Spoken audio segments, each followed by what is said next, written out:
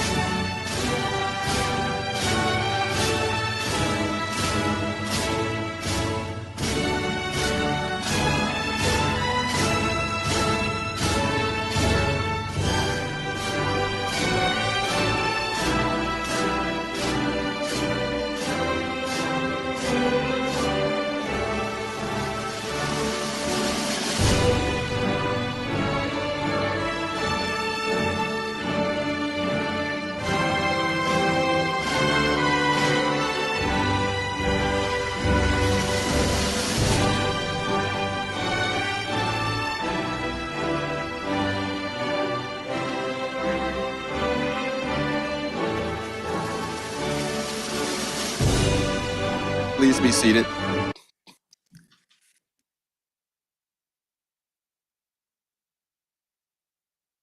It's kind of hard when you're only 5'7" and you're trying to see the back row, see if everybody made it in.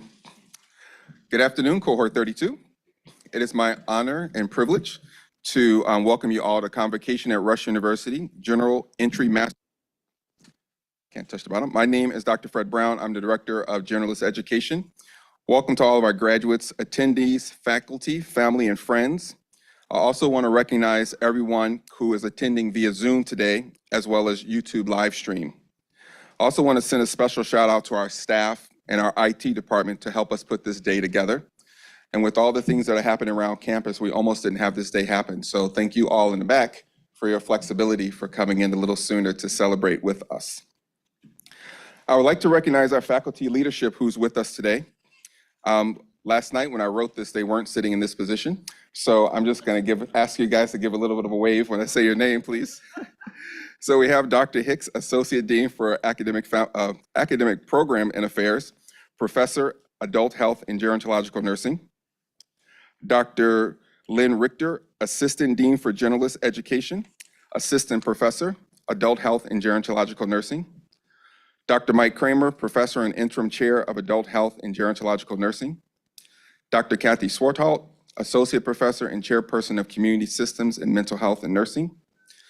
Dr. Lynn Moore, Associate Professor and Chairperson, Director of Pediatrics and Neonatal CNS Program, Women's, Children, and Family Nursing. And Dr. Angela Moss, Associate Chair, Department of Academic Practice Nursing. I'd also like to introduce our guest, Dr. Beverly Hancock, which you will hear from shortly.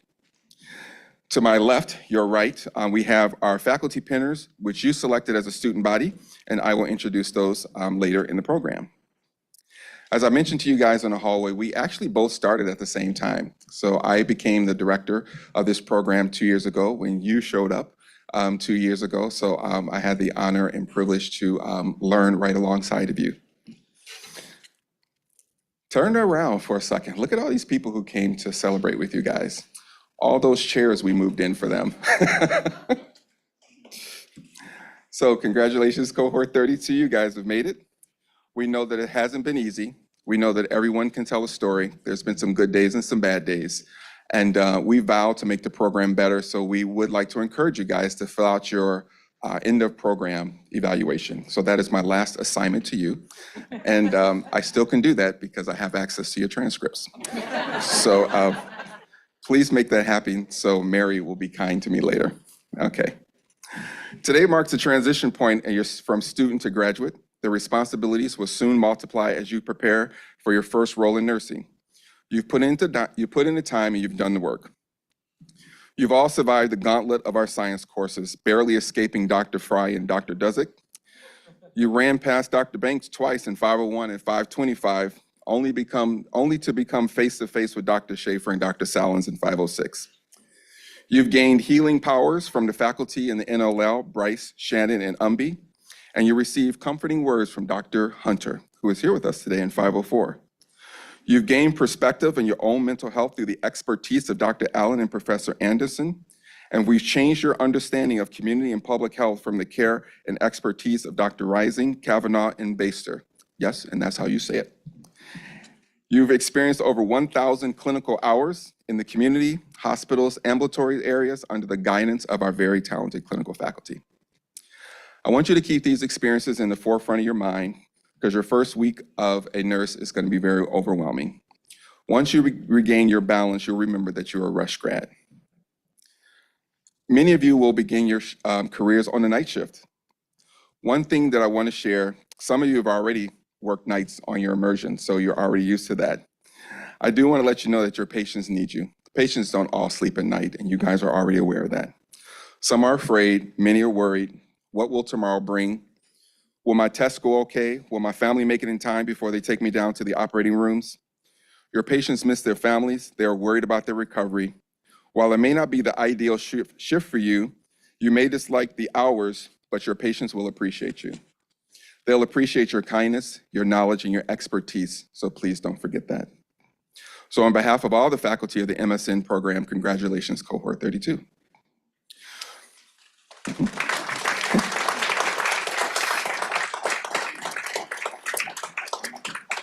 We would also like to especially thank our families and friends for loaning you to us for the last 2 years. Our families, friends, these graduates are ready to make a difference. Before I hand off to our guest speaker, we would like to take a moment to recognize several of you for your additional accomplishments. Some of you had additional information in your programs, and some of our students are not wearing their cords, but that's okay. If you're a member of Sigma Theta Tau International, please stand, and please remain standing. If you're one of our nursing scholars, public health, gerontological and adult health, women's, children, and family, please stand and remain standing. We also have our members of the Student Nurses Association. Please stand and remain standing. We just want to take a moment to recognize you for all your additional accomplishments during the program. Thank you very much, and please be seated.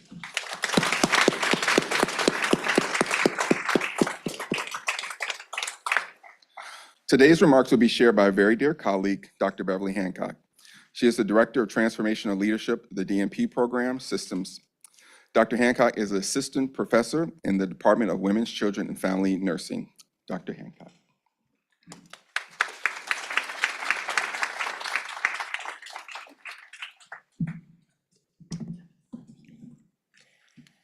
It is a joy to be here standing in front of a room full of such hope and potential, and to be with my esteemed colleagues who have brought you to this point.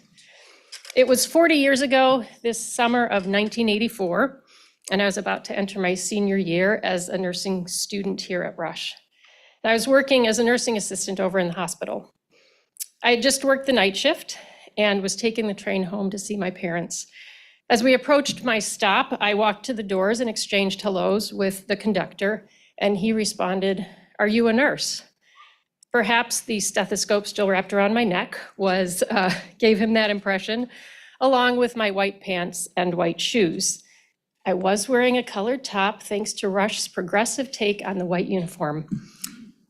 I told him I was in nursing school and a nursing assistant. And he immediately tilted his head, pulled back his collar and said, "Could you take a look at this mole on my neck?" I have to admit, my first thought was, ew. But then he said, "Should I be concerned about it?" This was my first experience of being asked to respond to a health question, and it was a question from a stranger. But I could hear his concern. I didn't have time to create a plan of care. The doors were about to open, but I did begin the nursing process by asking him some basic assessment questions for him to think about. Was it new? Was it growing? Was it changing? I told him I wasn't equipped to tell him what it was, but that it would be wise to have it checked out, especially given his concern. This early experience contributed to shaping my understanding of what it means to be a nurse. As much as I loved learning about how the human body works, I wasn't learning for my own fulfillment or to pass an exam or a skills validation. It wasn't just about even being equipped to work. I had knowledge and skills to help my family, friends, community, and even a stranger on the train. I didn't realize at the time, but I was gaining insight into what it means that nursing is a profession. Professions are social mandates, which means nursing as a profession has been deemed by society to be essential for the public good. Society has put its trust in professions to act in the best interest of the people we serve, giving us the authority and responsibility to improve lives through the services we provide. As you begin your nursing practice as an RN, you will engage with people who trust you. They are trusting that you are adhering to established standards based on evidence and best practice. Trusting that you will have ethical behavior and will advocate for their needs. In receiving this trust from society and the authority to be responsible for the services we provide, in return, we have an accountability to society. We have an accountability for the quality of our services, for the competence of those in our profession. You are completing one piece of that part of being a profession, having developed specialized knowledge and skills, which you will continue to develop. You will take the NCLEX, And that represents another part of our accountability as a profession, to set standards for entry into the profession. Since that summer 40 years ago, I have served society in many forms. I have responded to emergency situations in the community, like somebody collapsing in front of me 1 week after graduation. As a volunteer, I have provided care to under-resourced communities. I've organized school wellness fairs. I've guided friends and family through medical issues from minor to complex. And I've supported others in making decisions to withdraw care of a loved one and have a peaceful death. But the primary way I have responded to the societal mandate is through my formal work as a clinical nurse, providing care to people, or in roles that contributed to advancing care by equipping nurses who are providing that direct care and contributing to helping improve the work environment. Since moving into these non-clinical roles, people have sometimes commented, "Oh, you used to be a nurse." I am a nurse.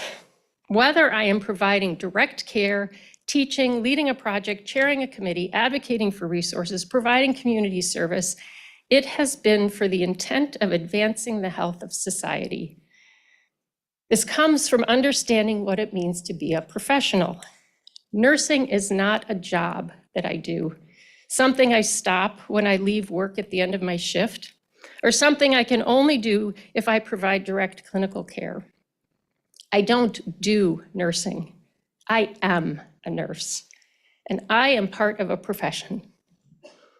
And soon you will be as well. Engaging in the work of the profession is beyond the time we spend with patients.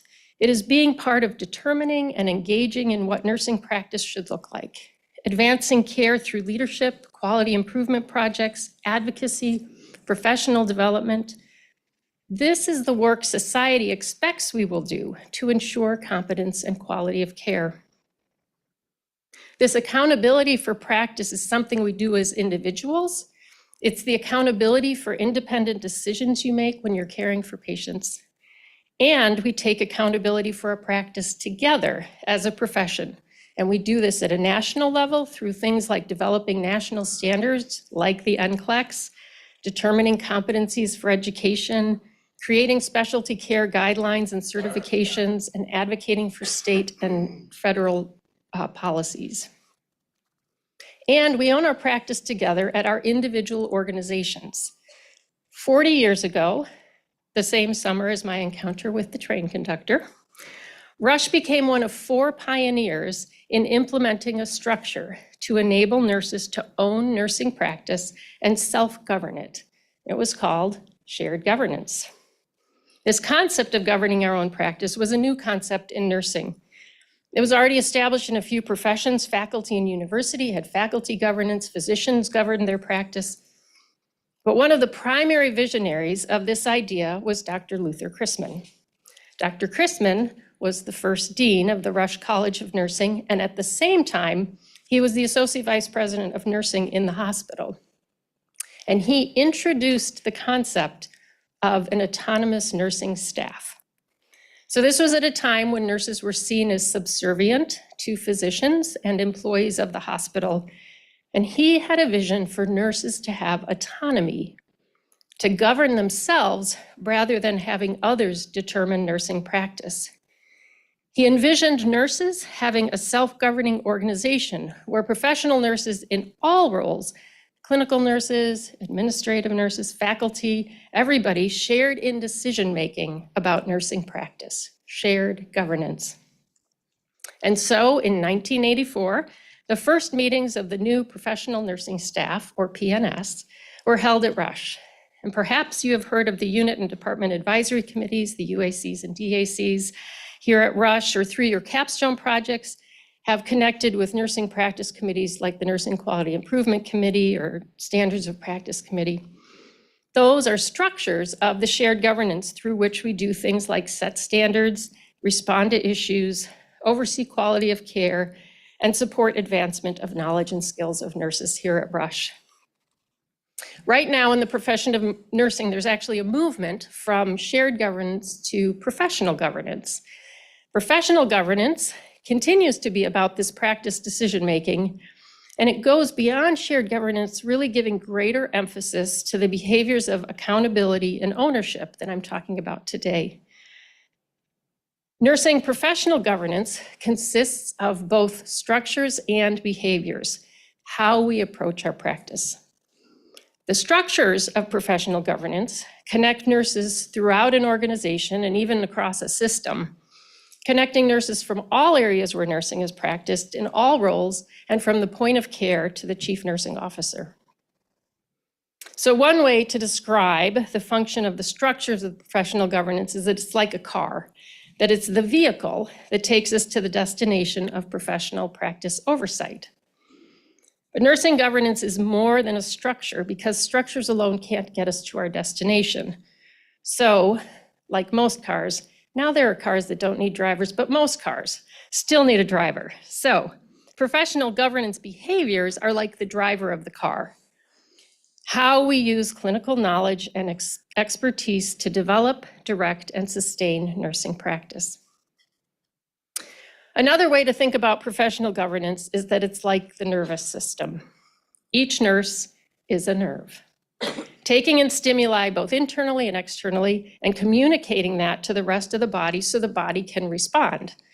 It's important for each nerve to be engaged, responsive, and vocal. A nerve can't decide it doesn't want to tell the rest of the body that it's feeling that something is hot. It needs to speak up so the hand can jerk away from the stove. A key component of professional governance is that each nurse brings their expertise to guide practice. And central to that are the nurses in clinical practice, the nurse at the point of care. Clinical nurses are the experts in clinical care and so are essential in determining practice, identifying what is working and what is not, and owning decisions about how care is provided. As you begin your nursing practice, I encourage you to learn what structures are used for you to communicate about what is going well and what needs attention. In addition to formal committees and councils of professional governance, there are other structures that help us govern our everyday practice, like huddles and staff meetings and shift report. These are places where you can contribute to nursing practice oversight. The important thing is to speak up, be a nerve. This is part of how you express your social commitment, seeing what needs attention, identifying solutions, and taking action. Why is this so important? Well, 40 years ago, plus another 100 years, so in the 1880s, the Chicago River was a hazardous, dangerous mess, causing a public health crisis. As Chicago grew, the river was how the city removed waste, dumping sewage, industrial chemicals, animal carcasses, animal waste from the many stockyards into the river. And the river flowed into Lake Michigan, and Lake Michigan was where the city got its drinking water. So as the population grew, so did disease, typhoid, dysentery, and cholera. Thousands died. It was a public health crisis. After a couple failed attempts at a solution, Chicago embarked on what is now known as one of the greatest engineering feats in the world. They reversed the flow of the river. So instead of wastewater flowing out into the lake now flowed into the river, protecting the drinking water. It took 8 years of hard work by 8,500 workers to reverse the flow. But clean drinking water changed the city. And you can keep drinking the waters in front of you in case you were wondering. It's all good now.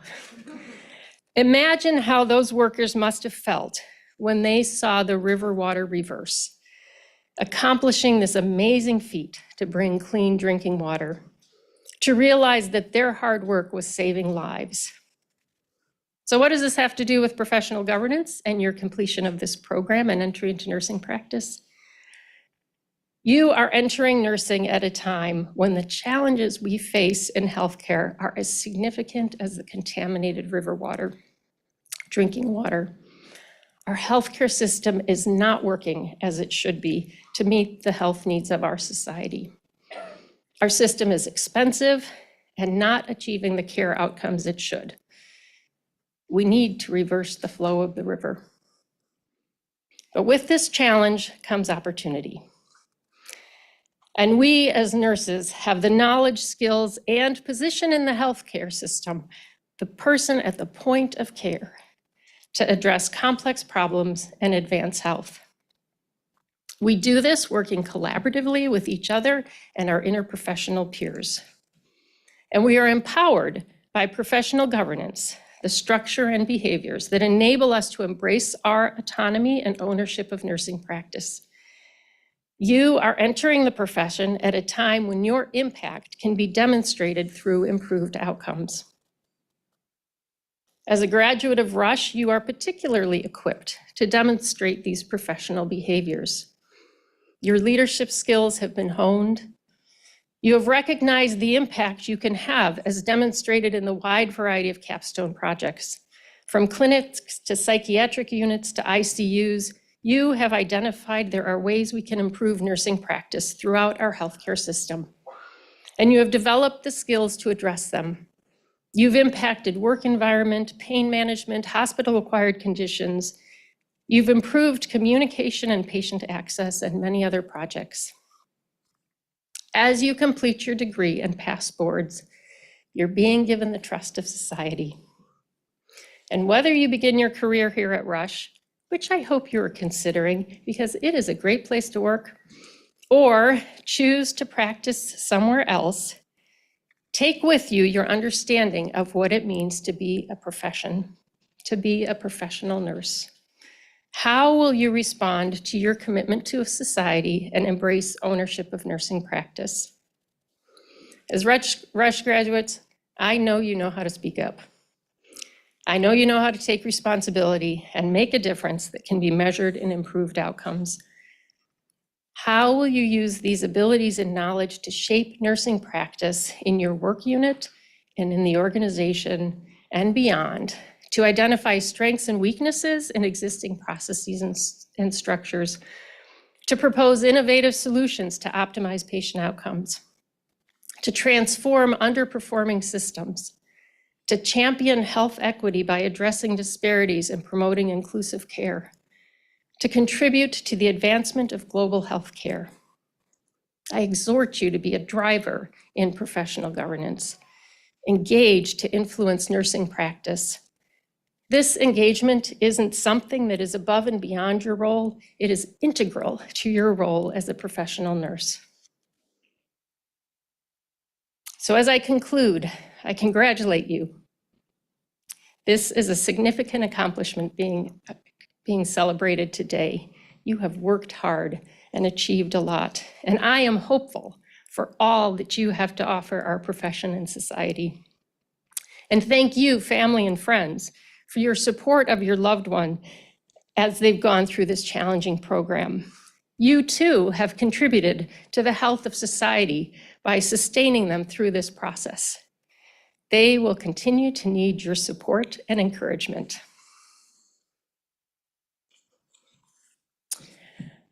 "40 years from now, I hope that you, the graduating class of 2024, will be able to look back and see that your engagement as a professional nurse contributed to advancing health through excellent nursing practice, that you helped to achieve health equity, that you played a role in reversing the flow of the river."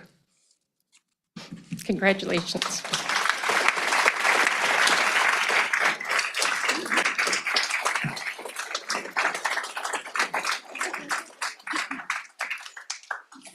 Thank you, Dr. Hancock, for those inspiring words.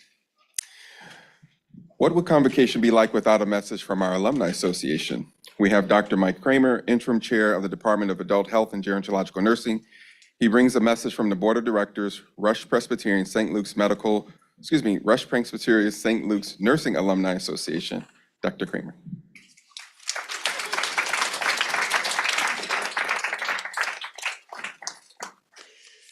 Pretty hard to follow Dr. Hancock. This is going to seem prosaic, but it's still important. So congratulations, greetings on this incredible achievement. I wanted to take a moment to celebrate your hard work, dedication, and perseverance that led you to this great milestone.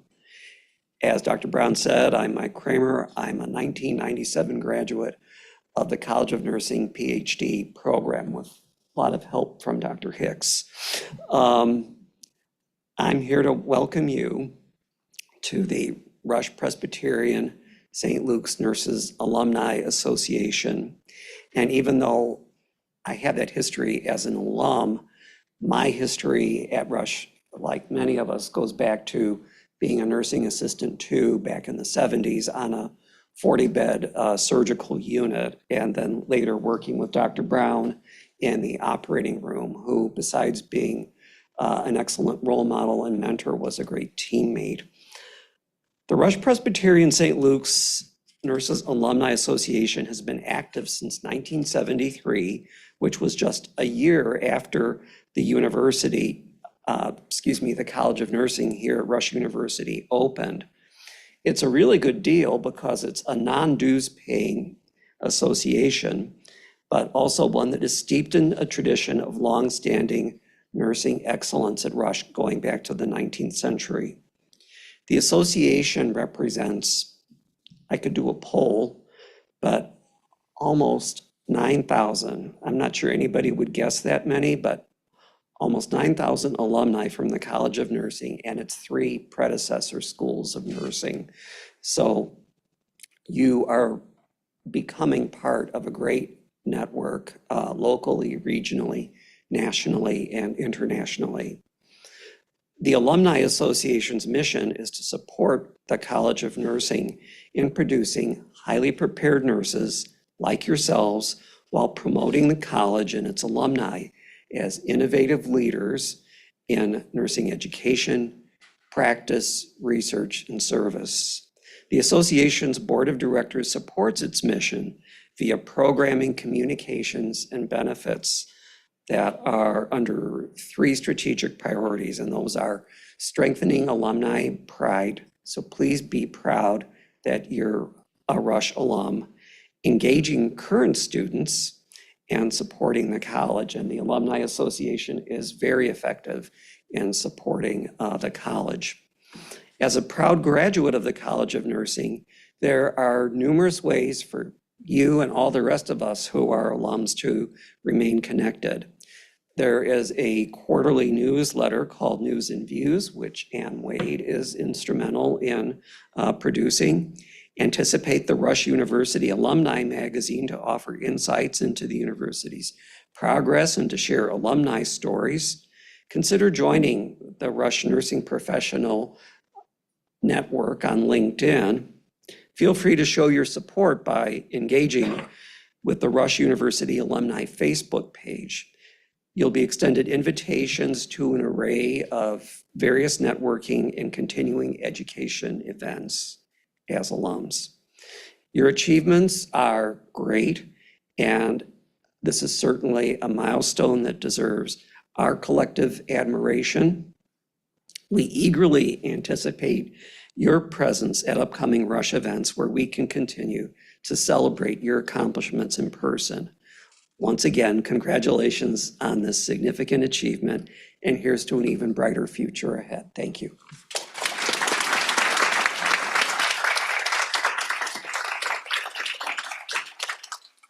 Thank you, Dr. Kramer.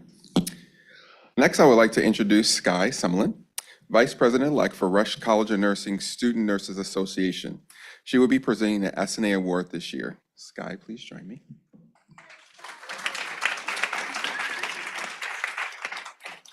Hi, good afternoon, and congratulations to all the graduates. On behalf of the Student Nurses Association, I'll be presenting a Cohort 32 award. This recipient was chosen for demonstrating a dedication to patient care and showing extreme promise in her nursing career. Congratulations to Elena Soberg.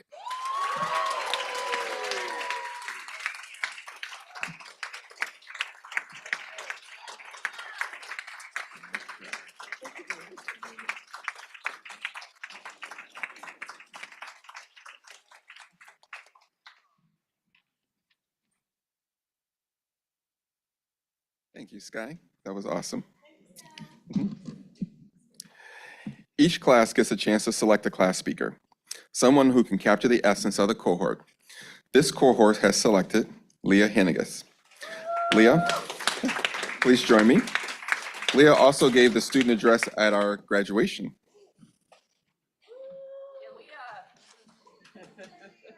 Hi, everyone. I guess you guys couldn't get enough of me, so here I am again. Welcome to Cohort 32's Convocation. First, I want to say thank you to all of you for thinking of and choosing me as our speaker today. It is never lost on me what a privilege it is to be able to stand up in front of a group of people and basically say anything I choose, especially when I don't give it to Dr. Brown beforehand on accident to read over. Something I've never gotten to say to you all, but I've thought a lot about, is how special you made me feel at commencement back in April. I remember walking in with Russia's presidential party and trying to soak it all in. The music, the crowd, the incredible position I was in. I had no idea where all of you were sitting, but when I rounded that corner into the main aisle and heard the roar of cheers on my right, I turned my head and saw all of you cheering me on. Oh gosh, now I'm gonna cry. I truly mean this. It's the moment of all the moments that day that replays in my head, just seeing all of you cheering me on. So thank you so much for making it unforgettable for me. When I was reflecting on what to talk about today, I kept thinking about an email we all received when we were accepted into the GEM program. One of the sentences went something like, "Nursing will become your identity." And I remember reading it back then and laughing, like my identity, becoming a nurse, will not become my identity. But oh man, was I wrong. So I went back and found the email. In that congratulatory acceptance packet, Dr. Reed wrote, "Upon graduation, nursing will become your identity. You will quickly see that not only are you a nurse, but you are a rush nurse. You will be taught to think differently, not to pass a test. You will be taught to care for the patient holistically, not to perform tasks. My advice to you is to keep an open mind, be flexible, stay empathetic, and to ask questions." How very right she was. Although I think I now know nursing has always been part of my identity, it just didn't have the profession's title attached to it yet. Cohort 32, our journey together has been nothing short of amazing. Yes, there were times we all, as a group, had no idea what was going on, but it was during those times when the assignment didn't match the rubrics, when we were unsure if we had to wear scrubs that day or not, or even what time we were supposed to show up here today. We figured it out, and we figured it out together. From our first day, term 1 clinical, where we were practically shaking in our brand new sneakers, still reveling in the novelty of wearing scrubs, and standing behind our preceptor, unsure of the patient's room we were about to go into, to our final day of term 6 immersion, where our preceptors proudly stood watching us take the lead. We did it together. From online epic training with our friend Joel during orientation, to effortlessly navigating the software using shortcuts and shorthand today, we did it together. From our head-to-toe assessment broken down into body systems because our brains just couldn't quite comprehend remembering every single question to ask our standardized patient, to the focused assessments we complete now without even thinking twice, we did it together.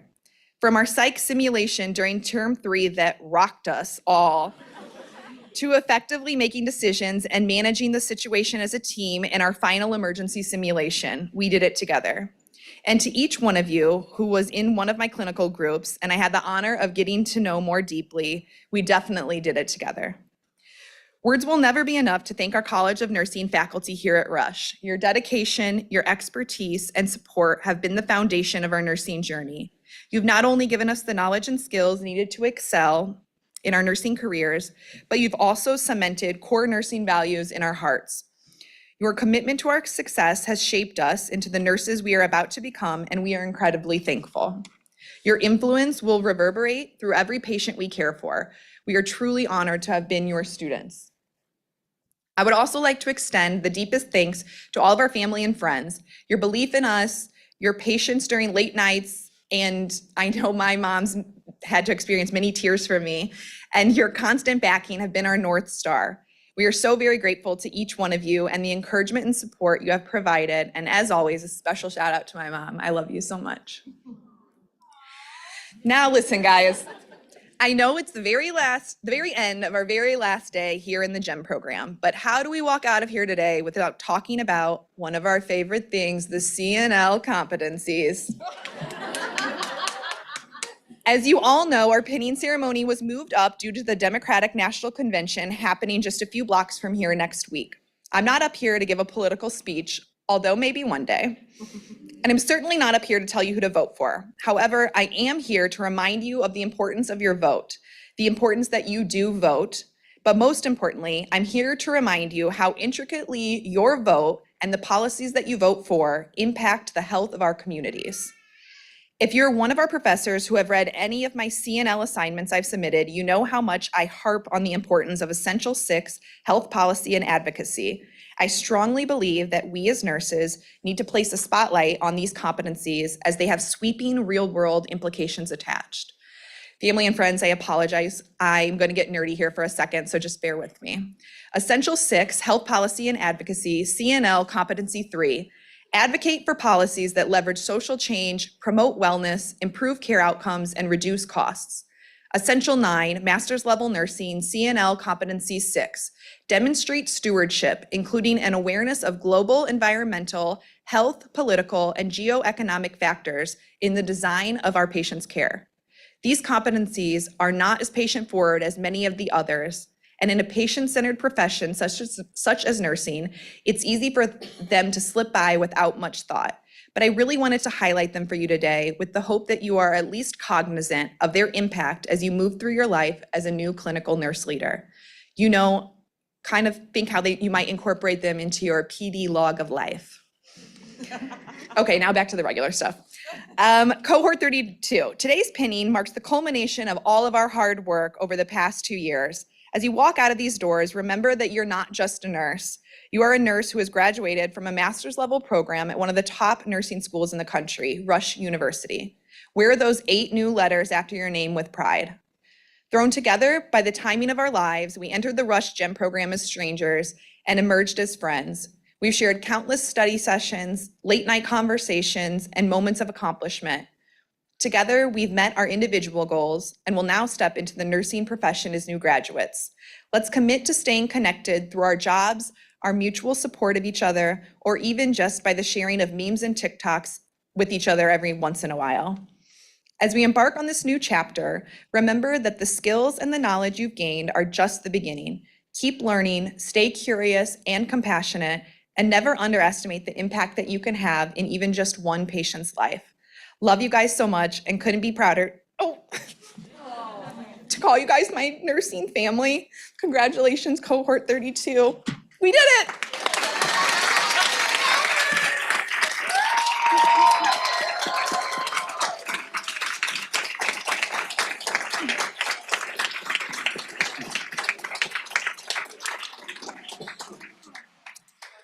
These are usually the best parts of Convocation, the students' messages. Thank you, Leah. I was looking forward to your message, even though you didn't send it to me last night. I hate surprises. Now for the moment you've all been waiting for, the pinning ceremony. The pinning ceremony is a tradition that symbolizes the completion of the education requirement that marks the entry into the profession. Today, you have chosen Dr. Lynn Richter, Dr. Judy Fry, Dr. Erica Swellness, and Professor Natalie Loops as our pinners. Today, our graduates' names will be read by Dr. Frank Hicks, Associate Dean in Academic Programs Affairs. Before he reads his names, he has a special message for us all.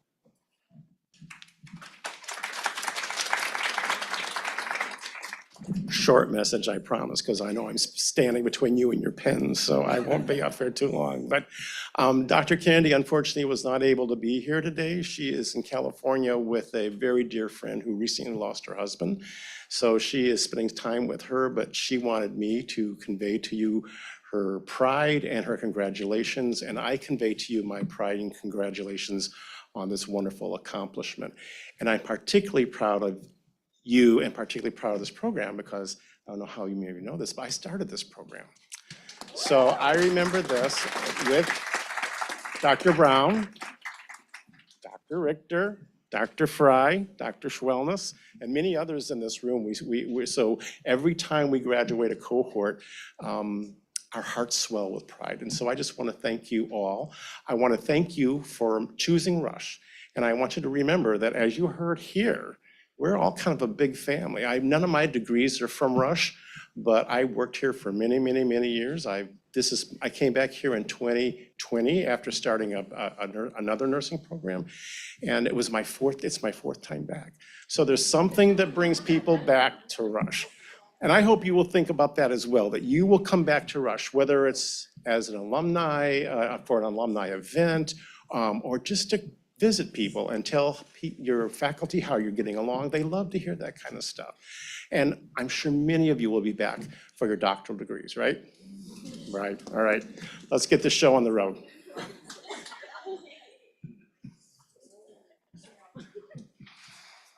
Aza Akramwi.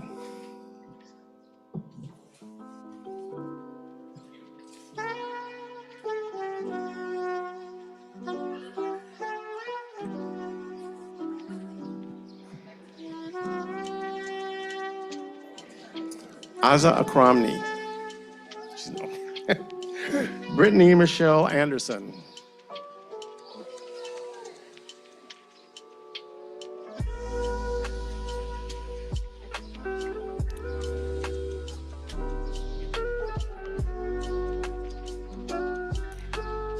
Natalia Ruda.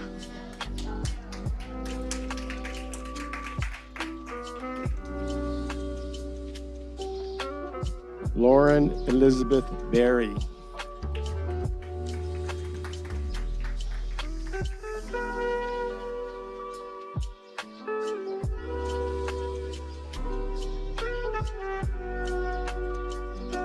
Lawunda Isis Billups.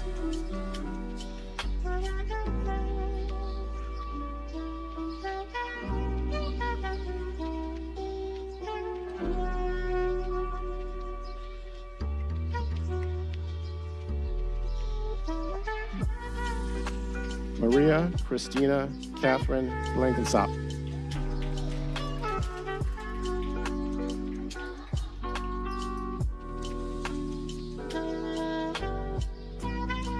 Ismael Antonio Byers.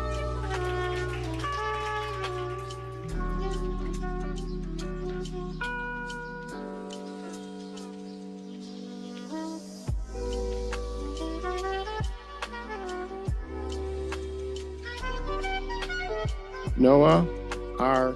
Carson Nelson.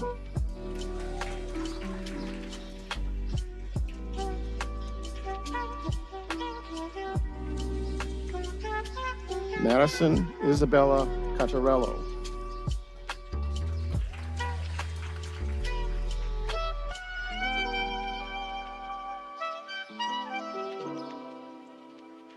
Zachary Chase.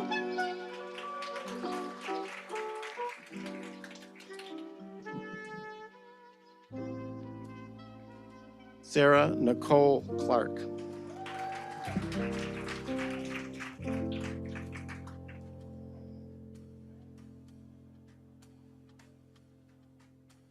Catherine Carol Cochimillo.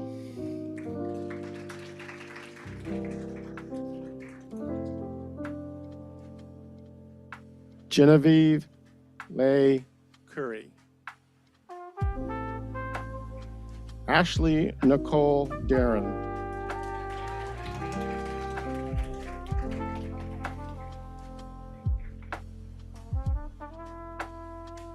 Dominique Latoya Davis.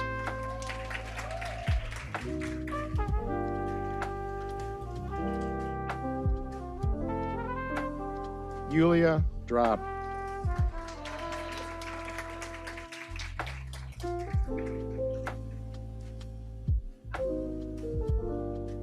I presume Jose's not here. Allison Fouth.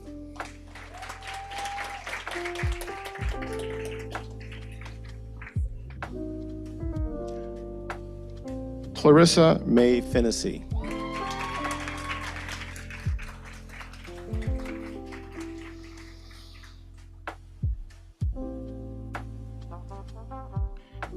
Trisha Latanya Francis.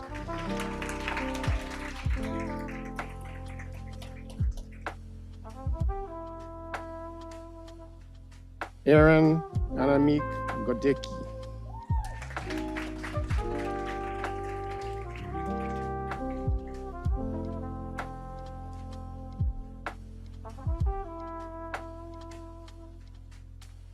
Herberto Galanez.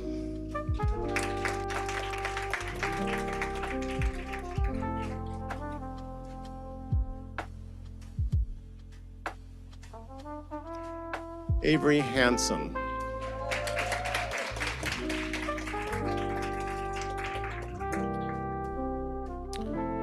Runshu He.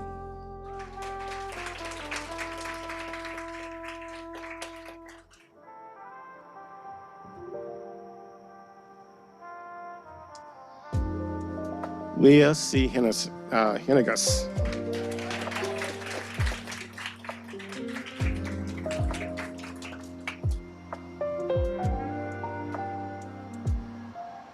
Bryce Holak.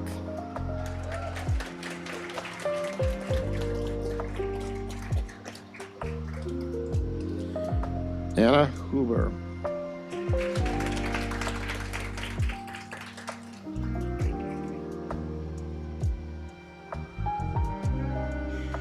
Deshaun Nathaniel Jones.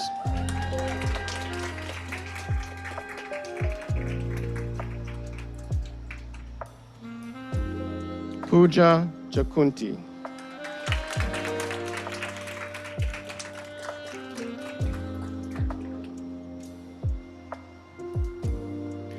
Christina Korn.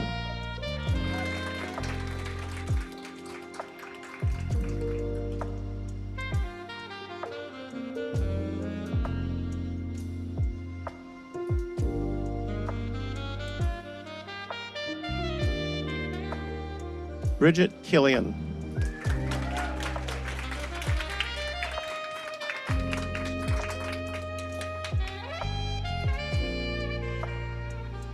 Alexandra Catherine Karen Koziol.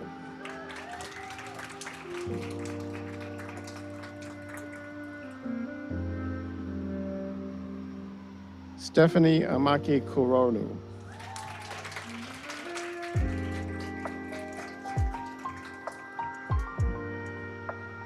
Catherine Lay.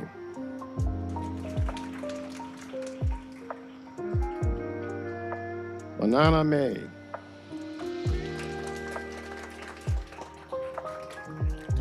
Lindsay Hannah Malkin.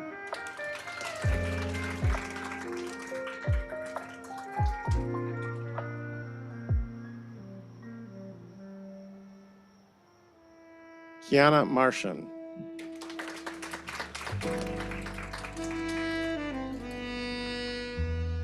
John William Marchioni.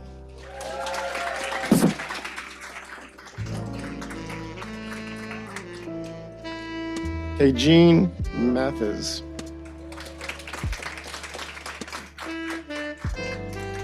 Paige Keeley Miller. Kristen Mixon.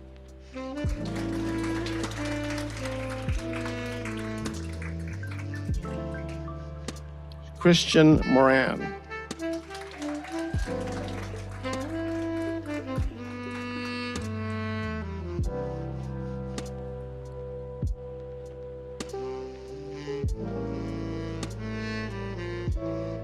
Maria Moyes.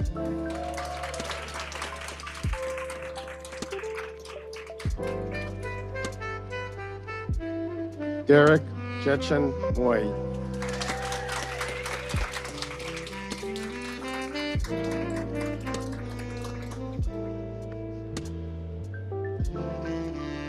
Laura Lynn Nag.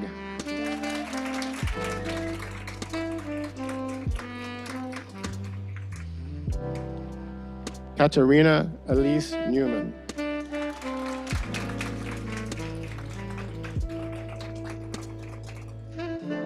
Vivian Nguyen.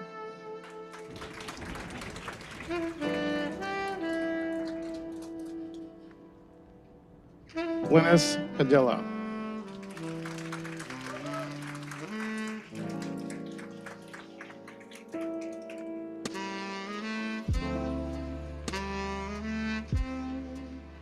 Melinda Pajor.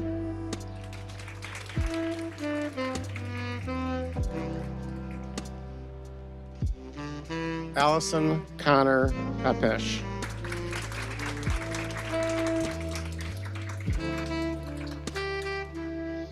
Anjani Milan Patel.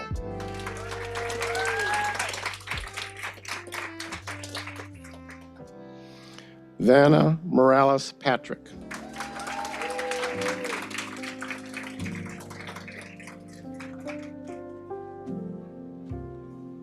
Morgan Alicia Paul.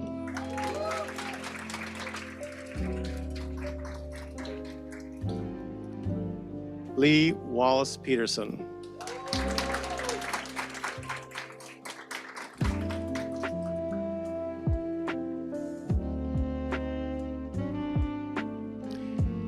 Annalise Nicole Potter.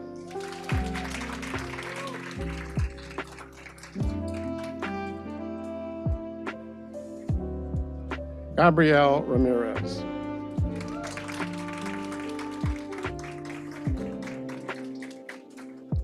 Rebecca Joy Rodenkirk.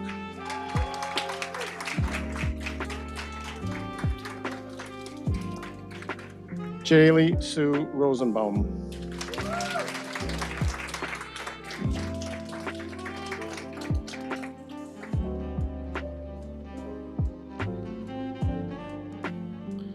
Sarah Ryan.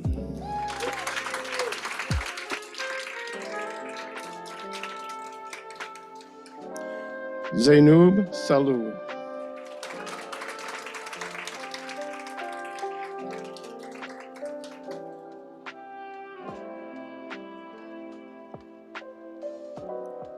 Doreen Rochelle Sampour.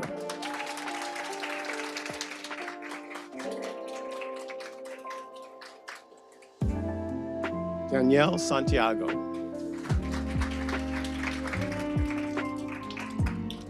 Kelly Elizabeth Shaner.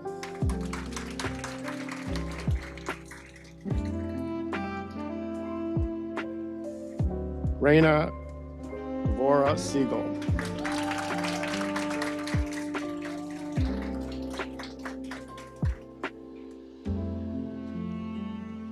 Carolyn Snell.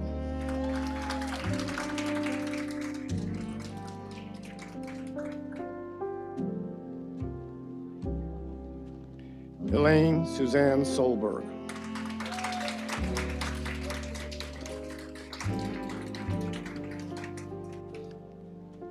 Jennifer Soria.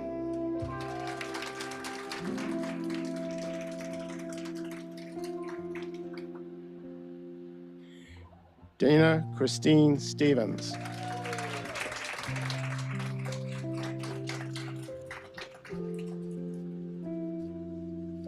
Adam Gregory Sterling.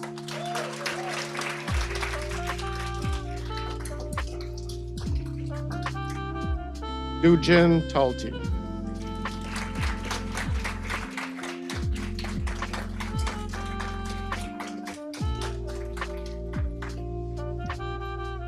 Michael Talley.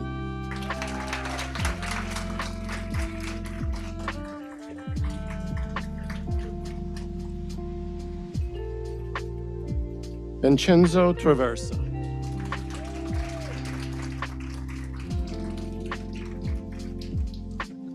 Mary Ella Vanier.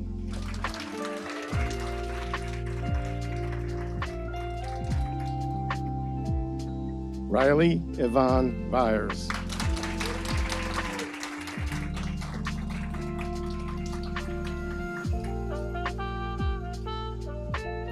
Lauren Marie Wayne.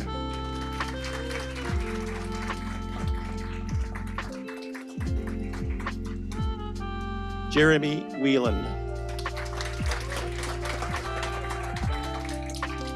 Emily Williams.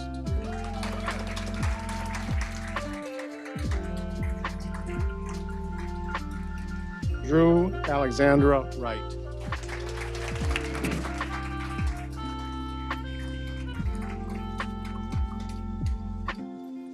Aroshe Yarbar Harris.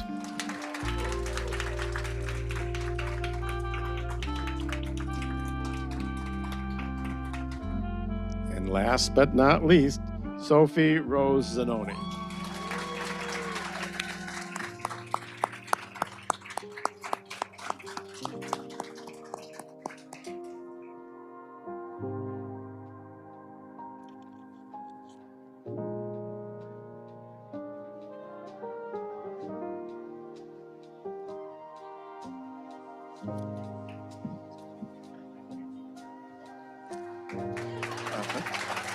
Please be seated.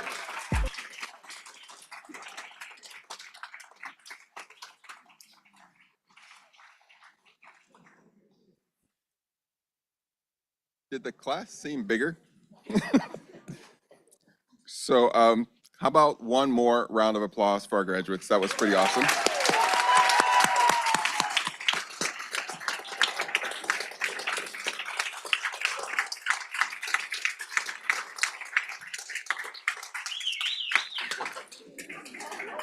We kind of softly promised your folks that we would take good care of you. So to prove that the beatings aren't as bad as you said, we're going to show a little bit of a slideshow to show them that we did take good care of you. It might seem crazy what I'm about to say. Sunshine, she's here, you can take a break. I'm a hot air balloon that could go to space. With the air, like I don't care, baby, by the way. Because I'm happy. Clap along if you feel like a room without a roof. Clap along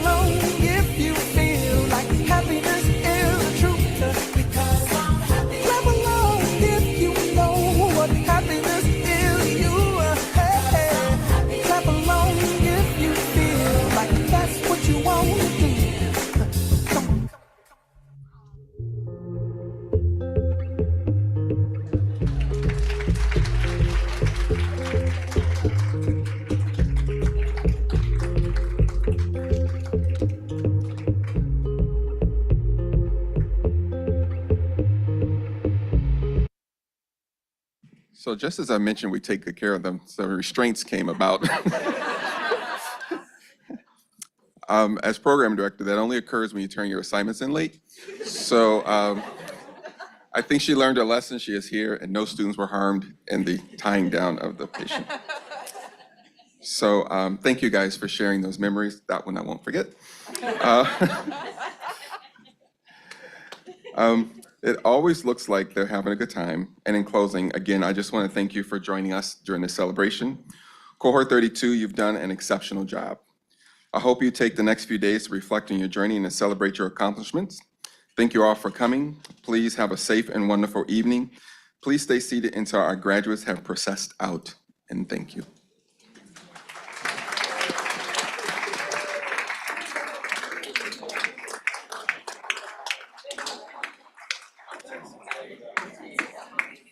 Wave to your family if they're watching on your way out.